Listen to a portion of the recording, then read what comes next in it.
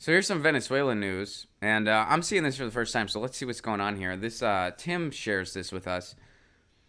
Activists at the Venezuelan embassy offer State Department a peaceful resolution to standoff.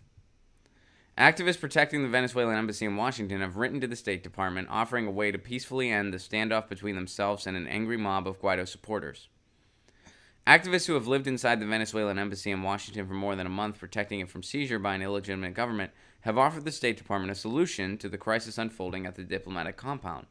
Last week, the State Department pulled the credentials of Venezuelan diplomats, still recognized at the United Nations, preventing them from entering their place of work. Instead, the U.S. recognized Venezuelan diplomats representing the self-declared President Juan Guaido. In an effort to evict the activists, police and Secret Service have prevented anyone or even food from entering the building and have cut off electricity and water.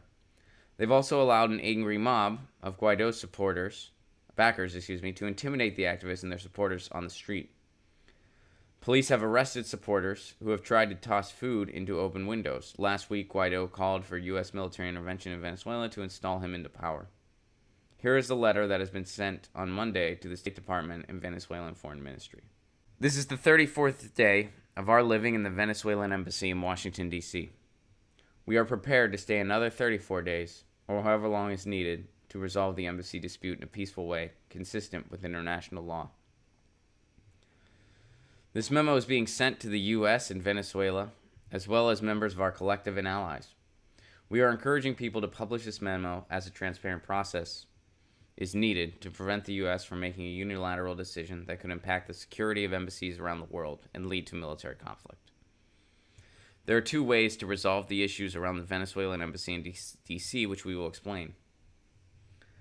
Before doing so, we reiterate that our collective is one of independent people and organizations not affiliated with any government. While we are all U.S. citizens, we are not agents of the United States. While we are here with permission of the Venezuelan government, we are not their agents or representatives. We are here in the embassy lawfully. We are breaking no laws. We did not unlawfully enter, and we are not trespassing. So, number one, exiting with a protecting power agreement. The exit from the embassy that best resolves issues to the benefit of the United States and Venezuela is a mutually protecting power agreement. The United States wants a protecting power for its embassy in Caracas. Venezuela wants a protecting power for its embassy in D.C. Such agreements are not uncommon when diplomatic relations are severed, okay? So basically, we're good over there, we're good over here. Number two, the United States violates the Vienna Convention, makes an illegal eviction and unlawful arrest. This approach will violate international law and is fraught with risks. The United States would have to cut the chains in the front door put up by embassy staff and violate the embassy. The embassy protectors will not barricade ourselves or hide in the embassy. We will gather together and peacefully assert our rights to remain in the building. Any order to vacate based on a request by coup conspirators that lack governing authority will not be a lawful order. Such an entry would put embassies around the world and the United States at risk. If an illegal eviction and unlawful arrests are made, we will hold all decision makers in the chain of command and all officers who enforce unlawful orders accountable. There is no need for the United States and Venezuela to be enemies. Resolving this embassy dispute diplomatically should lead to negotiations, over other issues between the nations. So basically they're saying, here's a standard agreement that happens in situations like this, where you just assure a protecting of power of the embassy in Venezuela and in D.C., and we can exit peacefully with this agreement intact. Or two, you come in unlawfully, you violate the law, and you put everything at risk. They're saying those are the two choices. And hopefully they pick option one.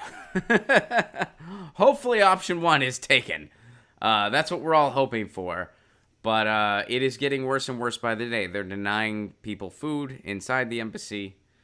They're allowing these quote counter protesters, or whatever you want to call them, the Guaido supporters. They're allowing them to be more and more brutal. The Secret Service is empathetic towards them, letting them get away with things. Meanwhile, the people inside there, they're not letting people get them food. So I hope they go with option 1. We'll see what happens. But right now, that's what it's down to inside the embassy. Get your news on with Ron. Don't you wanna know what's going on? We're getting our news on today. Get your news on with Ron. Don't you wanna know what's going on? We're getting our news on today. You can tweet me an article at Ron Placone. We'll go through it together and make it our own. Get your